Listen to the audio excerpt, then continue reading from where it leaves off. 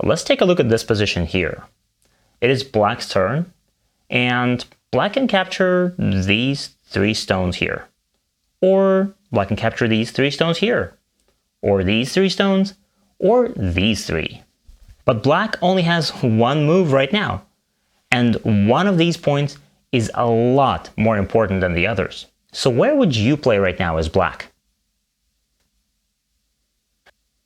So we know that playing here and capturing these stones costs 6 points. It's just 3 stones, nothing else. And if white connects here, it's still 6 points. Okay? Now how about this point here? If black captures these 3 stones. This is an extra point. If white plays here first, white will get this point as well. So it's 6 points, 3 stones, and the point. So it's 7 points. How about this move? If white connects here, white will get these 2 points as well. And if black plays here first, black will probably get this move as well. So white will not get them. So this move costs 8 points. It's getting bigger and bigger. But hey, I've saved the best for last. Because this point is actually the biggest. I know, it looks the same as the rest of them. But let's see, if white connects here first, do you see what's happening? Now, these black stones are actually not alive. So, if black ignores this situation, black will play in the middle, and the whole black corner is dead. This is something black really can't afford. So after white connects here, black will be forced to respond. And this makes this point fundamentally different from the rest of them, because this move is actually Sente. It holds a much bigger threat within it, and black will be forced to reply to it. And that means that if black takes any of the other points, let's say black takes these 3 stones, then white will play here for free. Black will have to reply, and then white will play somewhere else. So the best point for black right now is, of course, to take these 3 stones, because this prevents a huge move for white. So it's not just about the numerical value that the move has, but it's about the fundamental difference between Sente and Gote. Sente being the move that requires a response, and Gote simply takes some territory and responding to it is not necessary. So putting that endgame move value aside, seeing this difference between Sente and Gote and trying to play Sente first before your opponent is a skill that will make your endgame a lot better. In this example, these moves in the first line are not the same for black and for white. If white plays here first, white will play like this, and this move is Sente, because if black ignores this right now, then white will Atari, and all of this territory will be gone. Black will lose it all. And probably, since the rest of the board is almost finished, black doesn't want to lose his territory just like this. Also, black cannot really Atari here because white will play here, and we'll talk about it in more detail later, but now this, and black is risking to lose everything once again. So after this, black has to pull back, another move in the first line, and again black has to respond, otherwise white will destroy it all. So Atari now, white connects, and black needs to connect. So after this whole sequence, white kept this 1 point, and black lost these 4, which means that the total value of this move is 5 points. But even if we forget about this value, white managed to get this move essentially for free, because black responded, and now it's still white's turn. And the problem is that it doesn't work in the same way in the other direction. So if black decides to play here first, black will play here, white will respond, Atari, and black connects. And now it's resolved, and black lost the initiative, which means that this is a Gote move for black. Black simply defended and gave the initiative to white. So playing here is Gote for black and Sente for white. But the value is always the same, because black is defending against white Sente, so this move is still worth 5 points. In order to better understand how Sente and Gote work in an actual game, let's take a look at this game played by one of our subscribers, Henrik Murbakken, a 10Q from Norway. He's playing black. Henrik has a pretty good position here. Black has some territory, this corner is dead, these white stones are dead, but white has also quite a few points on the right and on the left, so we have to be quite careful here. First, let's see what happened in the game. Black played here, trying to defend some territory.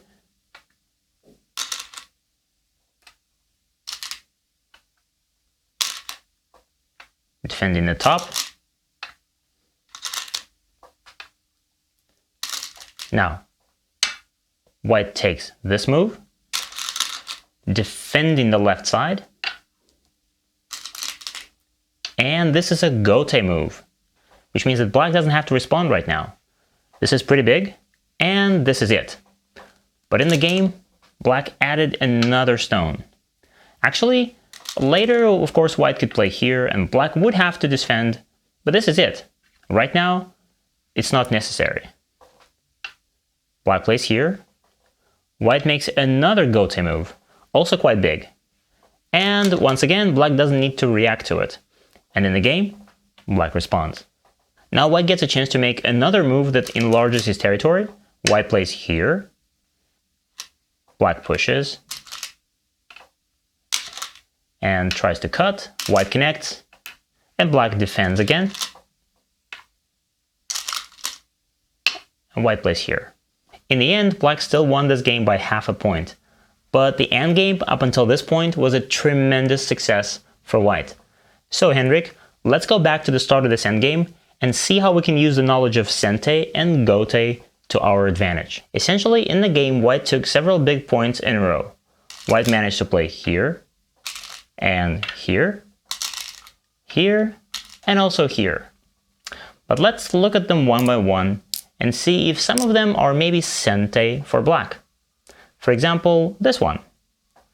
This is Gote for white, right? When white plays here, black doesn't need to respond. But if black plays here first, what about now? With this move, black has taken some points, but he's also threatening to take a lot more points from white in the future if white doesn't respond right now. If white ignores this move, black will jump. What about this one? Can white ignore this too? Then black will keep on jumping and destroy all of white's territory.